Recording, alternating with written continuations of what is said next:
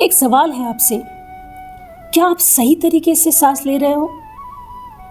चलो हम लोग एक एक्सरसाइज करते हैं और जो भी आपका ऑब्जर्वेशन होगा वो आपको ध्यान में रखना है और जैसे जैसे मैं वीडियो में इन्फॉर्मेशन दूंगी उस इन्फॉर्मेशन को यूज़ करना है और चेंजेस करने हैं। ठीक है, आपको क्या करना है, सीधा बैठ जाइए, एक हाथ अपनी छाती पे और एक हाथ अपने पेट पे, और आपको अपने चेस्ट का और एब्डोमेन का मूवमेंट्स को ऑब्जर्व करना है। ठीक है, आपने ऑब्जर्व कर लिया। अब हम लोग देखते हैं कि एक्चुअल डिफरेंस क्या है और किस तरह से इसे हम लोग अपने फ़ायदे के लिए यूज़ कर सकते हैं। ठीक है, अब इसे समझना है कि रेस्पिरेशन एक्चुअली है क्या। रेस्पिरेशन एक मैकेनिकल, न्यूरोलॉजिकल और बायोलॉजिकल प्रोसेस है, सब साथ में मिलके बॉडी में हेल्दी फंक्शनिंग के लिए काम करते हैं। रेस्पिरेशन क्यों ज़रूरी है? पहले हमारा ऑक्सीजन लेवल अच्छा रखने के लिए, जो कार्बन डाइऑक्साइड बन रहा है उसे बाहर फेंकने के लिए, हमारी बॉडी का पीएच लेवल मेंटेन करने के लिए, नर्वस फंक्शनिंग अच्छा रखने के लिए, सारी चीज़ों के लिए एक हेल्दी रेस्पिरेटरी सिस्टम होना बहुत बहुत ज़रूरी है।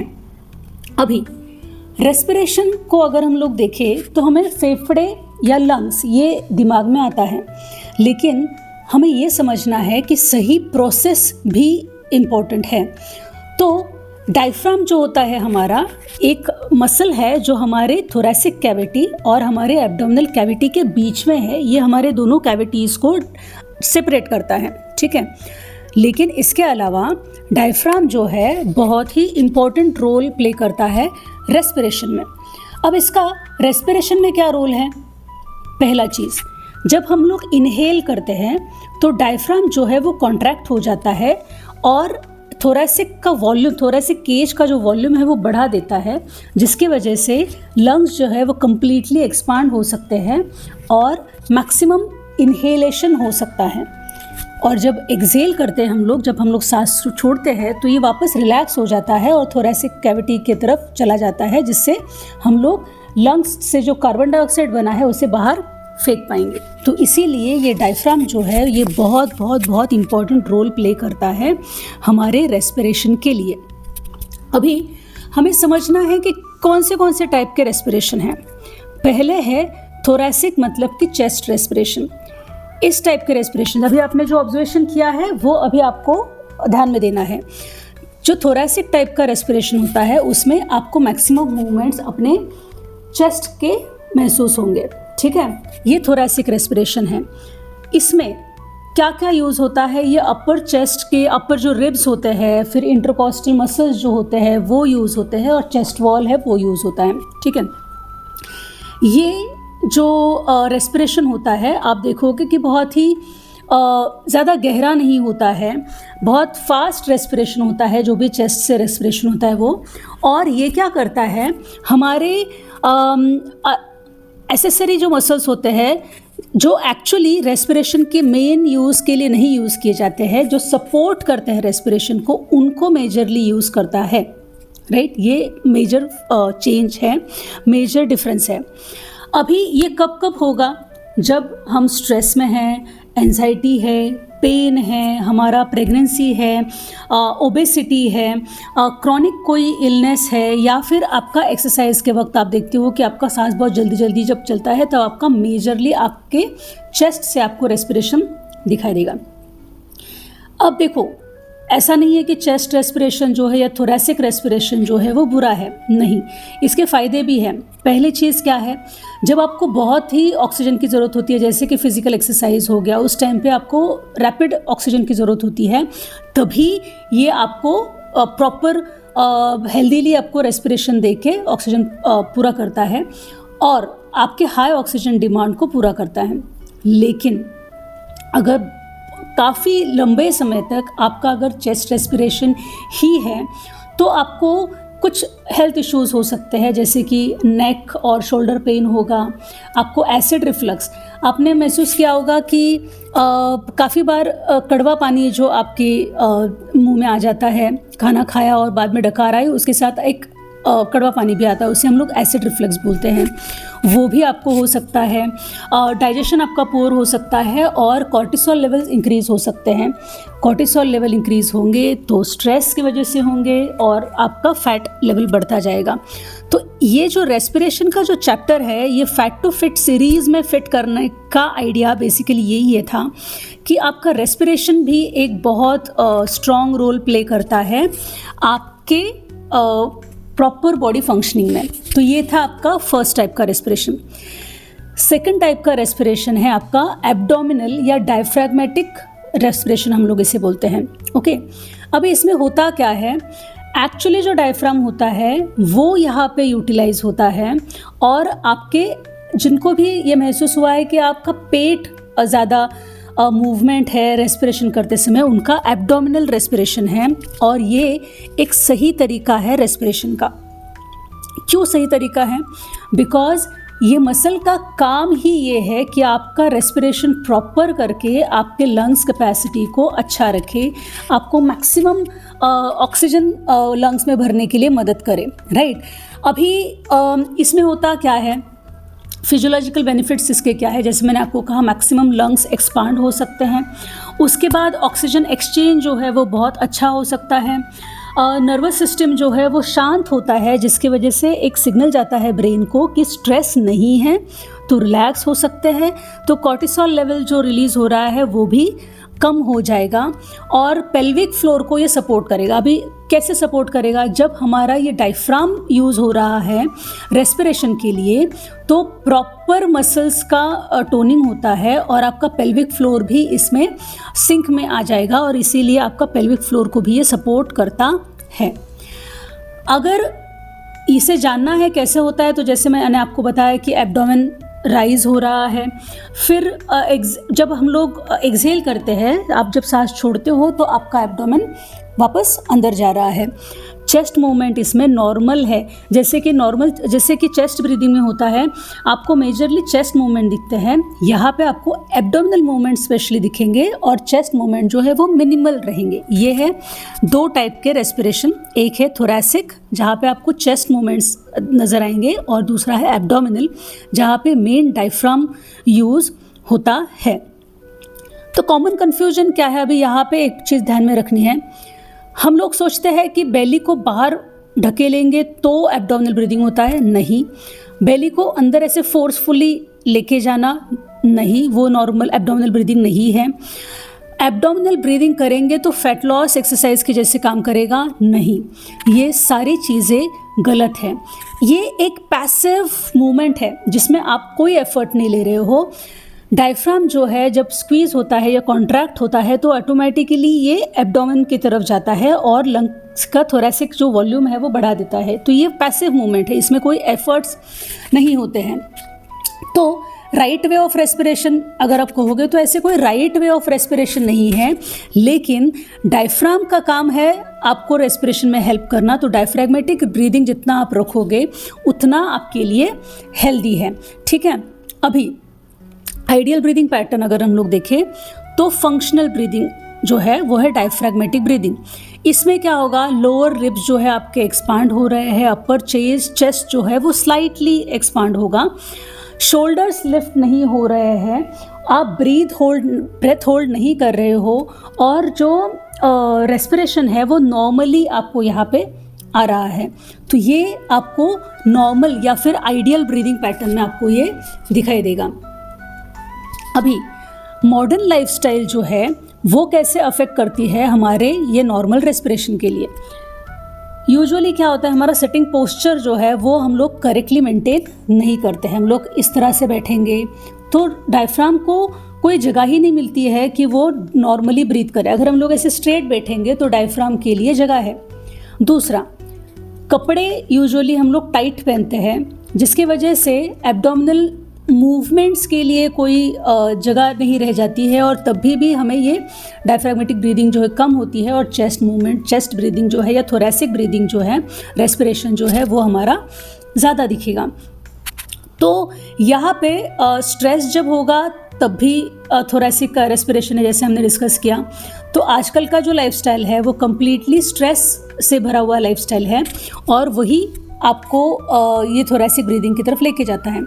अब जब ये सब हो रहा है, थोरैसिक ब्रीदिंग हो रही है, तो उसके जो नतीजे हैं वो क्या है? बेली फैट बढ़ता जा रहा है, मेटाबॉलिज्म पुअर होता जा रहा है, स्लीप आपकी कम होती जा रही है, एंजाइटी बढ़ती जा रही है, और डाइजेस्टिव इश्यूज़ भी आपको, जैसे कॉन्स्टिपेशन हो गया, एसिडिटी हो गया, गैसेस हो गया, ब्लोटिंग उसकी वजह से होती है। तो ये सारे इश्यूज़ आपको आ रहे हैं। अभी एक चीज़ ध्यान में रखनी है कि सांस लेते वक्त धक्का मत दो। आप पेट को ज़बरदस्ती आपको बाहर नहीं लेके जाना है, आप डायफ्राम को नीचे जाने दो। अपने आप थोरैसिक मूवमेंट होंगे, एब्डोमिनल मूवमेंट्स होंगे, और अपने आप नॉर्मली सांस ले पाओगे। अभी इतना ध्यान में रखना है, थोरैसिक ब्रीदिंग रॉन्ग नहीं है। एब्डोमिनल ब्रीदिंग फोर्स नहीं होती है, उसे आप नेचुरल तरीके से होने देना है। ये क्या करता है? आपको काम करता है, आपको शांत करता है, और आपका ब्रीदिंग जो है वो इम्प्रूव करेगा, हार्मोन्स के इम्बैलेंस को ठीक करेगा, डाइजेस्टिव इश्यूज जो है उनको ठीक करेगा, और फैट मेटाबॉलिज्म में भी ये आपको हेल्प करेगा, राइट। तो ये है एब्डोमिनल या डायफ्राग्मेटिक ब्रीदिंग का सिंपल सा बेनिफिट्स। तो हमें सिर्फ इतना याद रखना है कि सांस लेना मतलब सिर्फ ऑक्सीजन नहीं है। ये बॉडी को बताता है कि अब लड़ना नहीं है, अभी हील करना है। तो ये सांस लेने का सिंपल सा फंडा अगर आप समझ जाओगे तो आप अपने रेस्पिरेशन पे काम ज़रूर करोगे। अभी अगर मैं आपको कह रही हूँ कि एब्डोमिनल ब्रीदिंग करना है या डायफ्रैग्मेटिक ब्रीदिंग करना है, तो उसके कुछ फ़ायदे हैं, राइट। इसके बेनिफिट्स हमें दिख के आएंगे। कुछ दिनों के लिए अगर आप कॉन्शियसली एब्डोमिनल ब्रीदिंग करो, प्रैक्टिस करो, तो धीरे धीरे आपको आदत भी हो जाएगी कि एक नॉर्मल वे से रेस्पायर करने की या रेस्पिरेशन करने की। तो यहाँ पे पहला फ़ायदा क्या है? आपका जो ब्रीदिंग है वो बहुत डीप हो जाएगा। बहुत आप खुद महसूस कीजिए, थोड़े समय के लिए इस वीडियो को पॉज कीजिए और आप नॉर्मल सीधा बैठ के डायफ्राम को अपना काम करने दीजिए, और एब्डोमिनल ब्रीदिंग के साथ ये महसूस कीजिए कि जब आप एब्डोमिनल ब्रीदिंग करते हो तो आपका सांस बहुत गहरा होता है और वो आपको एक शांत फीलिंग देता है। तो ये आप ज़रूर एक्सपीरियंस कीजिएगा। सेकंड, अगर हम लोग देखेंगे तो स्ट्रेस, एंजाइटी जो है वो नेचुरली रिड्यूस होने लगती है। जैसे मैंने आपको कहा कि ये बहुत प्रॉपरली फुल होता है, ऑक्सीजन कंप्लीट मिलता है, आपका पेल्विक फ्लोर, एब्डोमिनल मसल्स जो है वो सिंक में आते हैं। और ये जो डीप ब्रीदिंग है ये आपके माइंड को काम करता है, स्ट्रेस को रिलीज़ करता है। तो ये ओवर थिंकिंग वगैरह भी जो है वो कम होने लगते हैं हमारे, और ये सारा चीज़ कहाँ अफेक्ट करेगा? आपका कॉर्टिसोल लेवल्स भी कम करता जाएगा। तो ये यहाँ पे फ़ायदे हैं। थर्ड, आपका हार्ट रेट, आपके बीपी सबको कंट्रोल करेगा, स्टेबल करेगा, ठीक है। जब आप देखोगे कि आप काफ़ी समय तक अच्छे से एब्डोमिनल ब्रीदिंग या डायफ्रैग्मेटिक ब्रीदिंग को या रेस्पिरेशन को प्रैक्टिस करते हो, तो धीरे धीरे आपको ये समझ में आएगा कि आपका हार्ट रेट भी प्रॉपर मेंटेन हो रहा है, आपका बीपी भी प्रॉपरली मेंटेन हो रहा है, स्टेबल रहता है, बिकॉज आपका माइंड जो है वो काम होता है। और स्पेशली जिनको स्ट्रेस इंड्यूस्ड हाइपरटेंशन है उनको ये बहुत अच्छे से फ़ायदा करेगा। उसके बाद का फ़ायदा है हमारा डाइजेशन इम्प्रूव होना।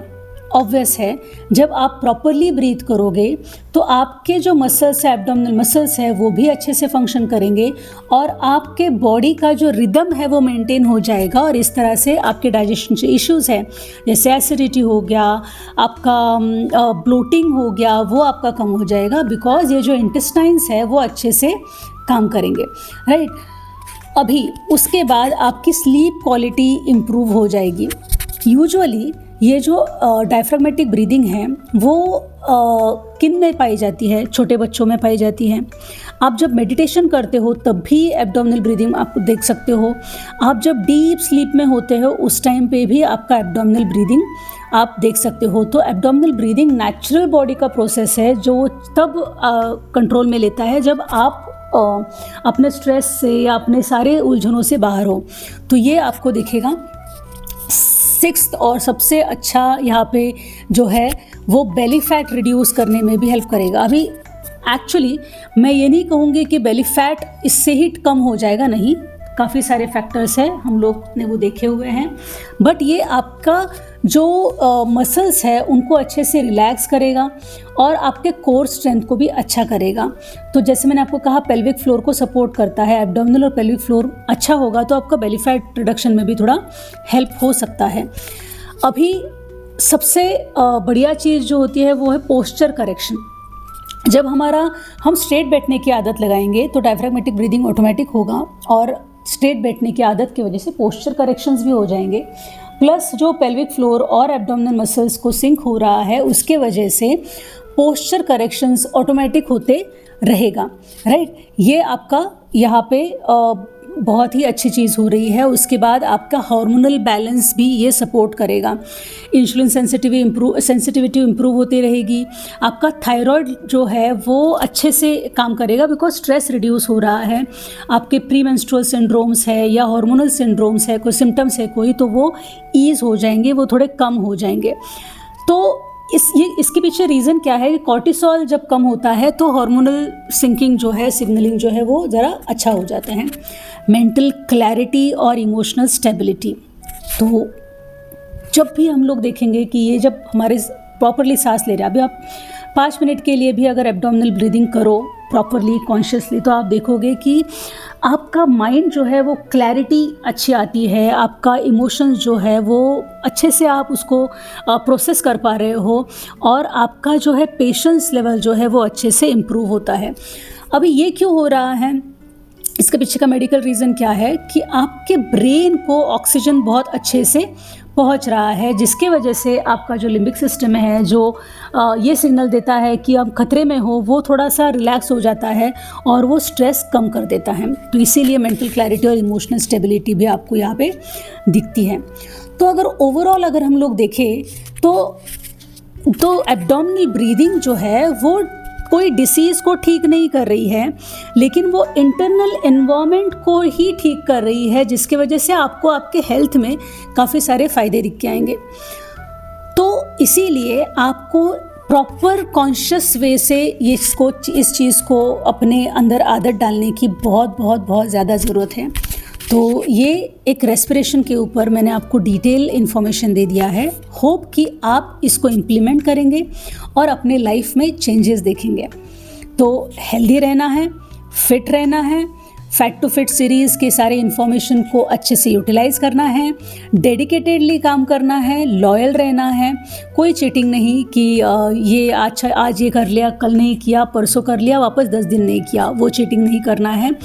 डिसिप्लिन बहुत इंपॉर्टेंट है अगर आपको कोई रिजल्ट चाहिए आपके लाइफ में। तो ये सारी चीज़ें आपको करनी है। हम लोग मिलेंगे नेक्स्ट वीडियो में। तब तक अब तक जितना भी इन्फॉर्मेशन आपको मिला है उतना प्लीज़ फॉलो कीजिए। अगर आपने देखा नहीं है तो डिस्क्रिप्शन बॉक्स में सारे वीडियोस के लिंक्स दिए हैं, आप जाके विज़िट कर सकते हो और इम्प्लीमेंटेशन स्टार्ट कर सकते हो। क्योंकि जैसे मैंने पहले भी कहा था, हमें आयुष्मान बनना है, सही मायने में आयुष्मान के साथ, मतलब Ayushman with doctor Sharda holistic health हम लोग अचीव करेंगे। Thank you.